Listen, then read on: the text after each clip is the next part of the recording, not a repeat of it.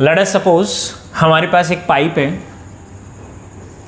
कुछ इस तरीके का पाइप है जिसका एरिया हमने देखा कि ये इसका क्रॉस सेक्शनल एरिया है। आगे जाके देखा कि ये पाइप कुछ इस तरीके से हो गया और ऐसे चला गया, यानी कि इसका जो पहले यहाँ पर क्रॉस सेक्शनल एरिया था वो ये था, इसको अपन ने मान लिया दैट इज़ A1। इसके बाद में आगे जाके क्रॉस सेक्शनल एरिया जो है वो कितना हो गया, वो थोड़ा सा इसके कंपैरिजन में कम हो गया और इसको नाम दे दिया मैंने A2। और इसमें एक लिक्विड फ्लो हो रहा है कुछ इस तरीके से, ये लिक्विड फ्लो हो रहा है, ये लिक्विड ऐसे फ्लो हो रहा है, ठीक है। तो प्रिंसिपल ऑफ कंटिन्यूटी हमें ये बताती है कि किसी भी टाइम t के अंदर जितना अमाउंट ऑफ लिक्विड इस एरिया से पास हो रहा है, सेम उतने ही टाइम के अंदर उतना ही वॉल्यूम इस एरिया से पास होगा।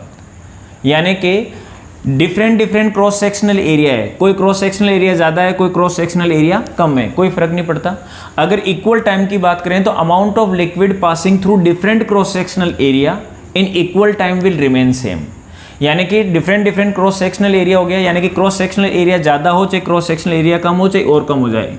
अगर बराबर टाइम की बात करेंगे, टी टाइम में जितना लिक्विड यहाँ से पास होगा, टी टाइम में उतना ही लिक्विड यहाँ से पास होगा, यानी कि अमाउंट ऑफ लिक्विड यानी कि जो वॉल्यूम ऑफ लिक्विड होगा वो सेम रहेगा। यानी कि जितना वॉल्यूम टी टाइम में यहाँ से पास हो गया उतना ही वॉल्यूम टी टाइम में यहाँ से पास होगा। आगे जाके और अगर एरिया कम हो जाता है तो उतनी टाइम टी की बात करें तो उतना ही वॉल्यूम वहाँ से पास होगा। यानी कि अगर मैं इसको लैंग्वेज में बताऊँ आपको तो प्रिंसिपल ऑफ कंटिन्यूटी क्या बनता है कि अमाउंट ऑफ लिक्विड या फिर volume of liquid passing through different cross sectional area, यानी कि कम ज़्यादा कोई भी हो, in equal time will remain same. बराबर टाइम में बराबर वॉल्यूम जाएगा, भले एरिया कम हो भले एरिया ज़्यादा हो। टी टाइम में जैसे मान लो 10 सेकंड की बात करता हूँ तो 10 सेकंड में यहाँ से जितना वॉल्यूम गया उतना ही वहाँ से जाएगा, यानी कि एरिया का कोई फर्क नहीं पड़ेगा, एरिया कम हो चाहे ज़्यादा हो वॉल्यूम बराबर जाएगा। That is called as principle of continuity. Very simple. अब इसको थोड़ा मैथमेटिकली अपन ड्राइव करते हैं ताकि न्यूमेरिकल के लिए अपन डिस्कस कर सकें।